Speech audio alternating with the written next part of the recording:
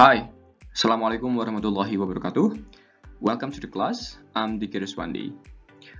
Well, this video, I'm going to talk about explanation text, right? Some of you might be new to the explanation text. If it is new for you, then you might wondering about the natural phenomenon happen surrounding you. For example, have you ever wondered why the rain happens and night happens, why the rain happens and how the process is, why the night is dark, and then volcano, for example, happens your surrounding. Those kind of process need an explanations. Jadi teks eksplanasi nanti akan berbicara tentang kejadian-kejadian alam, bagaimana proses terjadinya kejadian-kejadian tersebut. Seperti contoh, di samping ada bagaimana proses dari seorang anak menjadi seorang remaja, kemudian menua dan sebagainya. Ini adalah proses kehidupan. So when we are talking about this stuff, kita berbicara mengenai ini semua, then those kind of explanations gonna be an explanation text. Seperti itu, right? Then now we have the definitions, right? Definition of explanation text is actually a non-fiction. Well, you need to be underlined is that this is non-fiction. It means that this is real process. So when we are talking about volcano happen, for example, ketika kita berbicara volcano atau gunung meletus misalkan, maka teks yang ada di dalamnya harus scientific, harus betul. Gitu ya, kita berbicara mengenai bagaimana terjadinya hujan. Maka teks yang kita sampaikan adalah teks yang non-fiction atau bukan teks yang karangan, ya, tetapi memang secara scientific terbukti seperti itu. That is used to describe, ya, how, right, and why. Ini kuncinya, how dan why things happened. Bagaimana dan kenapa sesuatu terjadi. It usually includes a sequence of events. Biasanya termasuk runtutan kejadian atau explaining how, bagaimana prosesnya terjadi, and provides reasons atau memberikan alasan, ya, alasan untuk sebuah proses kejadian atau kita katakan dengan why, ya. Jadi pada dasarnya explanation text itu adalah menceritakan sebuah teks yang menjawab how dan kenapa sebuah kejadian terjadi, ya. Kita lihat the definitions and kita lihat juga bagaimana we categorize the process. Bagaimana sih kita bisa mengatakan bahwa ini tuh termasuk kepada how atau ini termasuk kepada why. Nah, let's see here the sequential explanations kalau how. Jadi sequential itu berurutan berarti kan. Bagaimana suatu proses terjadi, misalkan proses kepompong menjadi kupu-kupu, misalkan dia mulai dari jadi ulat, ya, kemudian jadi kepompong dan menjadi kupu-kupu. Nah, ini kan proses-proses bagaimana terjadinya, how the butterfly, for example, the butterflies comes, right? Kemudian explanation that describe natural and non-natural phenomenon, yang menjelaskan tentang natural dan non-natural phenomenon, bagaimana sebuah fenomena terjadi, ya. Bisa yang natural phenomenon atau social phenomenon juga. Social phenomenon itu seperti apa? Misalkan bagaimana sebuah kasus korupsi bisa terjadi, bagaimana itu bisa dikatakan sebuah kasus korupsi dan sebagainya. That actually ends up in how the phenomenon in non-natural happens. For example, tadi the life cycle, ya, of butterfly. Kemudian juga bisa prosesnya itu proses why. It usually talk about the cause and effect explanation, ya. So penyebab, ya, penyebab dan dampak dari sebuah events, begitu. Misalkan UN dihapuskan, kemudian dampaknya seperti apa, kemudian penyebabnya seperti apa. That's actually the scientific reason can be proved that UN, for example, not causally effective or cannot measure the student's intelligence, atau misalkan UN itu tidak bisa efektif atau tidak bisa mengukur kepandaian siswa dan sebagainya. So that is actually answering why process happens. The explanation text that shows cause and effect in explaining why event occurred. Yeah. And then next is the example. For example, why the demonstration happens. Kalau kita misalkan lihat di TV ada yang demonstrasi, we might see why actually the demonstration happens. Ya, kenapa demo itu? Pasti akan ada alasannya di balik itu. Nah, ini caranya bagaimana kita membedakan proses how to kategori, termasuk kategori mana si explanation text-nya. Kemudian social functions. What is social function of the explanation text is that, of course, it's clearly to describe how and why a certain phenomenon happens. For example, here, bagaimana sebuah kupu-kupu ini lahir, mulai dari kepompong, ya nanti life cycle seperti ini. Nah, di dalam sebuah explanation text kita akan jelaskan apa ini, kemudian apa ini, kenapa ini terjadi, dan akhirnya seperti ini. Gitu. That's what we call the explanation text. The generic structure ini adalah susunan sebuah paragraf dari explanation text. Yang pertama, yang paling atas adalah paling penting general statement. General statement biasanya ada juga introducing, nanti ada sebelum ini ada introducing the topic, bisa jadi, atau langsung ke general statement. Apa di sini? Biasanya introductions of the general explanations of the certain phenomenon. It usually contains of why this phenomenon is important to be explained. Ya, di sini kuncinya. Why this phenomenon is important to be explained. Kemudian setelah itu ada sequence of the explanations. Yang kedua, of course, ada sequence of the explanations. So it explains about why or how a phenomenon happens.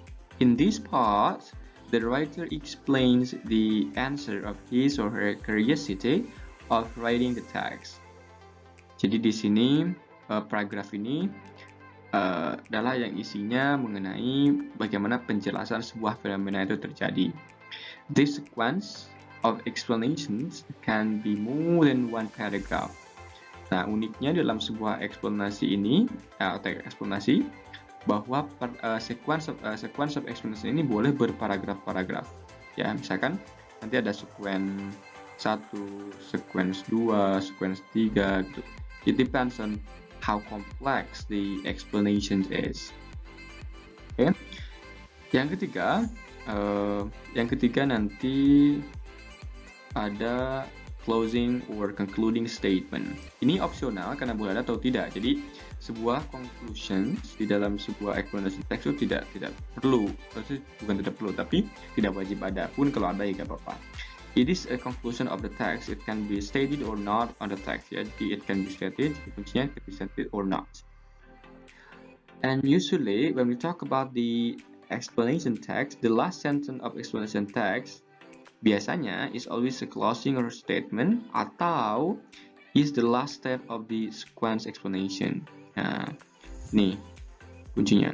Artinya, ketika kalian membaca paragraf 1, 2, 3, for example, 4, 5, maka ketika paragraf 5 ini bisa jadi adalah the last step. Misalkan ada step pertama, step kedua, step ketiga, step keempat.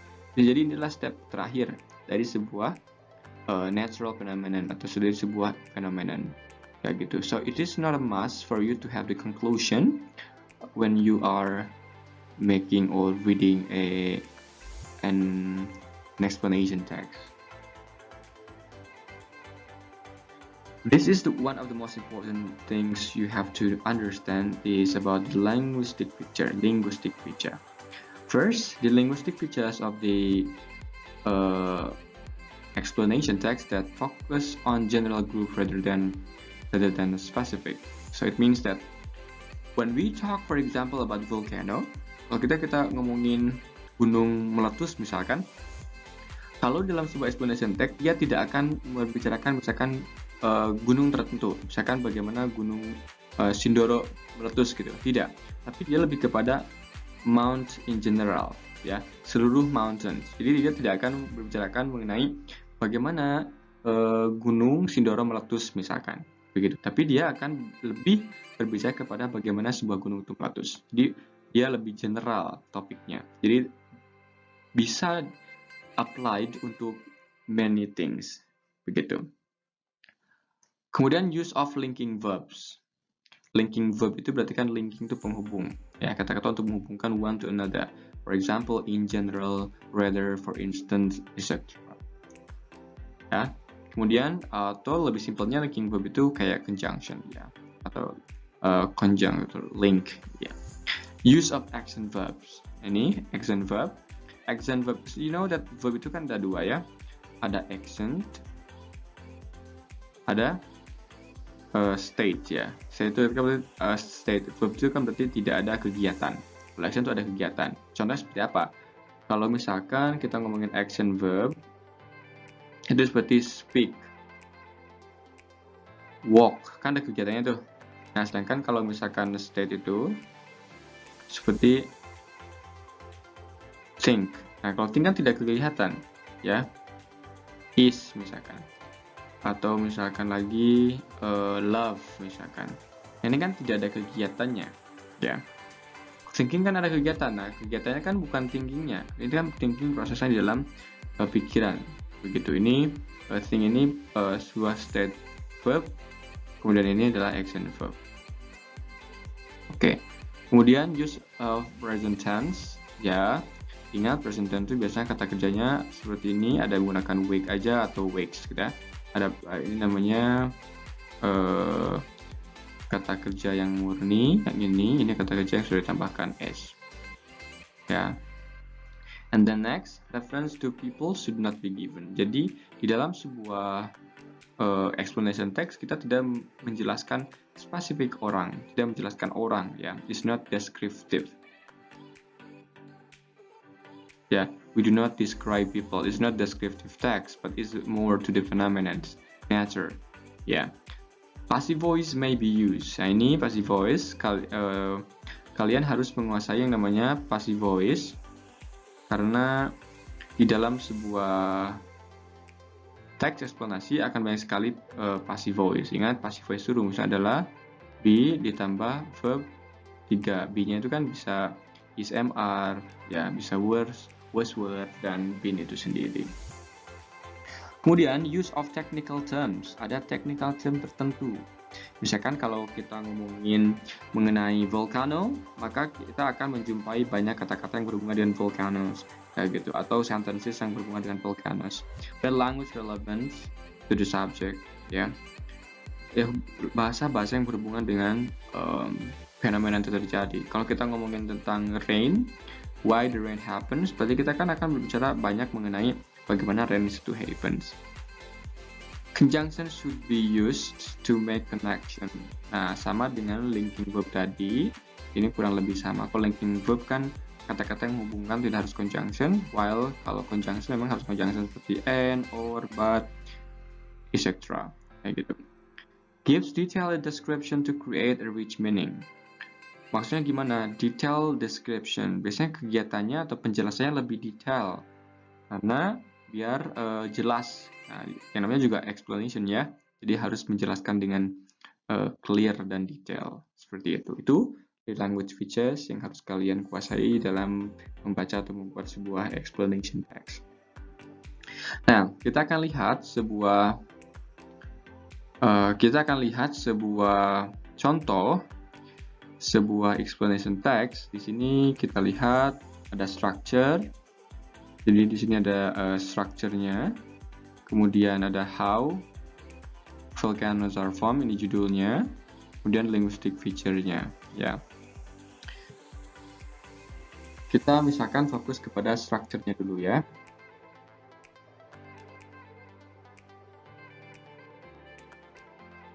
Structure, for example. Introduction. Di sini ada introductions, ya. Ada introductions, atau we call it the general statement ya. Yang kita tadi ini general statementnya ada dua ini ya. Have you ever wondered how volcanoes are formed? Ya, mungkin ini adalah sebuah introduction yang mengatakan yang dinyatakan dalam bentuk pertanyaan juga boleh ya. Kemudian di sini dikatakan a volcano is a vent or an opening on the Earth's surface which allows molten rock called magma. Ya. Nah, kalau kita tidak tahu nih what is a vent, kita bisa mencari artinya dari sini. Or itu kan sebuah conjunction yang mengatakan atau. Ya. Kalau atau berarti kan a vent ini dengan an opening on the Earth's surface itu kan sama. Ya. The opening itu kan sebuah lubang begitu ya, sebuah lubang di on the Earth's surface. Jadi a vent itu adalah sebuah lubang di permukaan bumi gitu, which allows molten rock called magma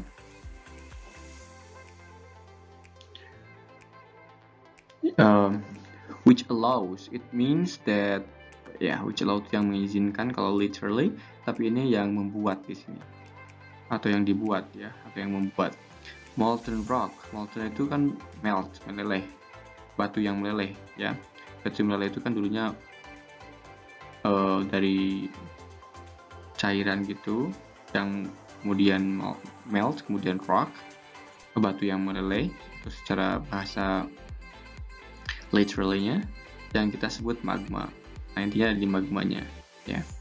Kemudian volcanic ash and gas to escape out onto its surface. Yang membuat molten rock, yang membuat magma dan volcanic ash ini dan gas, bertiga hal ya. Tiga hal ini, magma, volcanic ash dan gas, itu bisa escape out. Dia akan menyembur ya, escape out itu menyembur, atau escape itu kan kabur, tapi di sini mungkin konteksnya menyembur onto its surface, ke atas permukaan gitu. Nah, ini contoh sebuah opening statement dari sebuah explanation text. Di sini kita bisa juga lihat bahwa ada namanya is, bentuknya present tense ya. Kemudian ada magma, volcanic ash, and gas. Nah, ini kedua kata-kata ini merupakan technical terms. Artinya, technical term ini adalah terms tertentu yang hanya ada di topik volcanoes. Kayak gitu. Jadi kalau misalkan kita tidak berbicara mengenai volcano, maka terms ini tidak akan keluar. Kayak gitu. Next on paragraph 2. Paragraph 2, volcanoes are formed whenever there is a crack in the crust of the earth. Volcano itu terbentuk kapanpun atau saat ada sebuah crack. Crack ini apa ya? Berarti pecahan atau retakan in the crust of the earth, dalam sebuah kulit atau lapisan bumi. The tube-like passage. Nah, tube-like itu seperti tube, tabung. Passage di sini artinya gang atau selubung ya, apa? Kalau tapi ini kan ternyata ini kan gini, tube-like passage ini gang ya, passage seperti ini, atau kita bisa mengatakan itu sebuah jalan ya. Connect a chamber, menghubungkan chamber of magma. Di sini chamber bisa dikatakan juga sebagai ruangan apa ya tuh, atau tempat magma. Magma itu tadi di sini jelaskan ada molten rock at the center of the earth, di pusat bumi, ke lapisan bumi. Jadi yang dari dalam ini bumi, ini pusatnya. Jadi ini tuh ada namanya crack di sini yang ya menghubungkan gitu ya. Nah, ini tube gitu. Istilahnya di sini terdapat crack sehingga nanti magma yang ada di tengah sini bisa escape out, keluar. Di sini kita bisa lihat ada crack. Di sini kan action verb, ya. Tapi di sini dia berubah menjadi kata benda, ya, karena ada e-nya di sini. But then it's still a verb actually, basicnya dia. Kemudian when the pressure builds, builds terbentuk, ya, build up in December di ruangan itu atau di tempat itu, then the magma, gases and ash are pushed up through the top of the tube on the Earth's surface known as a vent. Nah, di sini kita juga dapat mengetahui apa itu artinya vent, ya gitu ya. When the pressure builds, jadi ketika ada tekanan, ya, kemudian in December, jadi tempatnya itu di tempatnya magma itu, gases and ash itu apa ya? Ash itu sejenis abu ya, are pushed up. Kemudian dia tuh tertekan atau dinaikkan, ya, push, naik, through the top of the tube, di atas tube-nya tadi, di permukaan bumi yang mana kita sebut dengan vents, itu lubang itu. Tuh, kemudian kita lihat di paragraf selanjutnya, ya. Di paragraf selanjutnya, the red hot magma that escapes to flow, ini kita katakan technical language. Artinya technical language itu adalah bahasa-bahasa teknik tertentu yang hanya ada terjadi di volcanoes. Ya, for example, escape to flow. Ya, ini kan escape to flow, kita tidak bisa mengatakan escape to flow when we are talking about rain. Ya. Over the earth's surface is called lava. Jadi hot magma yang menyembur gitu kan, keluar dari permukaan bumi itu, nah kita panggil dengan lava. Dimana when cools, ketika dia dingin, dia akan membentuk batu. In fact, the mountains we see today are nothing but solidified lava from previously erupted volcanoes.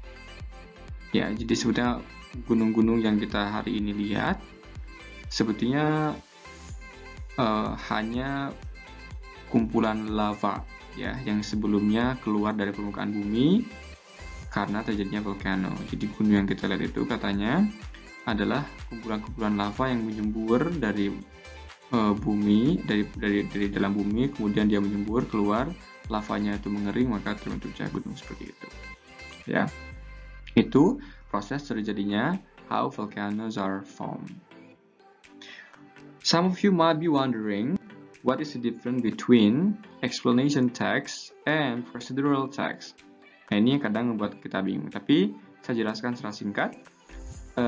Explanation text describe how certain phenomena or event happens, ya. Certain phenomena or event happens. Sedangkan kalau procedural text describe how to make something, ya, just close to our daily activity. Jadi ini how to make something, ini how things happen. Form in the mood of descriptions, ya, of descriptions. Form in the mood of instructions. Jadi ini description. Jadi ada beberapa proses, kamu mendeskripsikannya, describe how it happens. Sedangkan kalau ini instruct, pakai verb satu semua. Pour, open, seal, blah blah blah blah blah blah. Yeah, it's easy to differentiate it. And the most important is that when we talk about the explanation text, we talk about how things is done completely, right? While how things is done completely, while procedural text, we talk about how to do things, right? To do things completely. I think hopefully you are not confused to differentiate between explanation text and procedural text. I think this is the end of the video. Thank you for your attention and have a good day.